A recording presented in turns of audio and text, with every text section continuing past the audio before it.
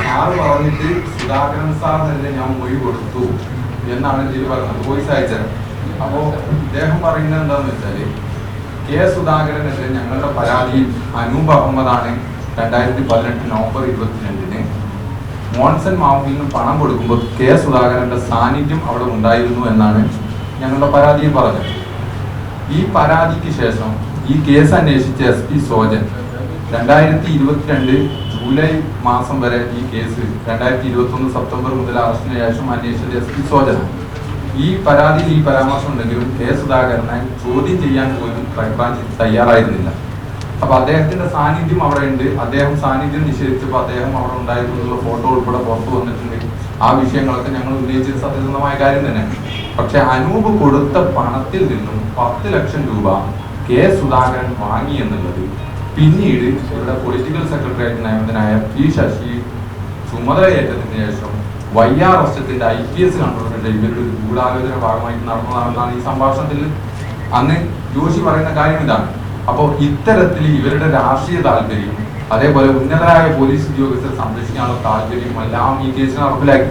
ഈ കേസ് എന്നല്ല എല്ലാ കേസിലും മോൺസണെതിരെ ഗൂഢാലോചന മോൺസണുമായി ചേർന്നുകൊണ്ട് എടുത്ത എല്ലാ കേസിലും ക്രൈംബ്രാഞ്ച് DYSP YRS ഗൂഢാലോചന നടത്തുകയാണ് ഉണ്ടായിട്ടുള്ളത്.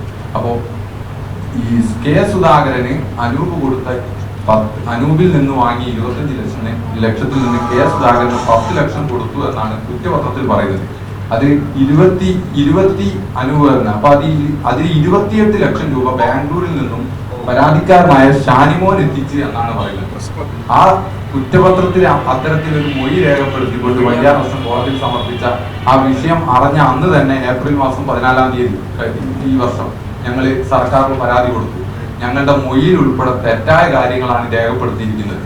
അപ്പോൾ മാത്രമല്ല സുധാകരൻ പണം വാങ്ങി എന്ന് പറയുന്നത് മോൺസന്റെ ജീവനക്കാരായ 3 പേരുടെ 164 ആണ്. അതിലുള്ള ഒരു 164 കൊടുത്ത കക്ഷിയാണ് ഈ പറയുന്നത്. സാറ് പറഞ്ഞതിന്റെ അടിസ്ഥാനത്തിൽ കെ സുധാകരനെതിരെ ഉൾപ്പെടെ ഞാൻ കാര്യങ്ങളെല്ലാം ചെയ്തു തന്നിട്ടും എന്നെ നിങ്ങൾ കേസിൽ നിന്ന് ഊരി തന്നില്ലല്ലോ. അപ്പൊ ഈ വിഷയങ്ങളൊക്കെ സമഗ്രമായിട്ട് അന്വേഷിക്കണം. രാഷ്ട്രീയ പ്രേരിതമായിട്ട് ആളുകളെ കേസിൽ ഉപയോഗപ്പെടുത്തുകയും ഞങ്ങളുടെ പണം നഷ്ടപ്പെട്ട ഞങ്ങളുടെ ഈ പണം കണ്ടെത്താനോ ഈ വിഷയങ്ങൾ ഒന്നും കേസിൽ ഉൾപ്പെടുത്താതെ തികച്ചും കേസ് അട്ടിമറിക്കുന്ന ഒരു നിലപാടാണ് സ്വീകരിച്ചിട്ടുള്ളത്. പുതിയ വാർത്തകളും വിശേഷങ്ങളും ഇനി വിരൽ തുമ്പിൽ. എല്ലാ ഡിജിറ്റൽ പ്ലാറ്റ്ഫോമുകളിലും ഇപ്പോൾ സീ മലയാളം ന്യൂസ് ലഭ്യം.